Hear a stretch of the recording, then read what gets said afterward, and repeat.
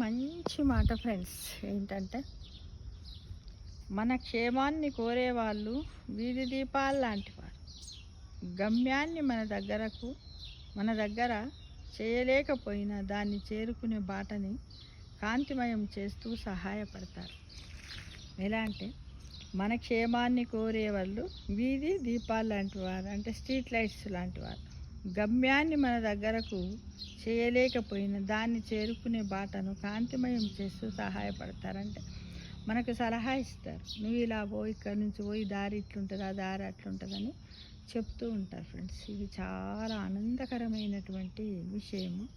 చాలామంది కూడా దీన్ని 1కి 10 సార్లు రోజు మనము మనన చేసుకుంటూ ఉండాలి.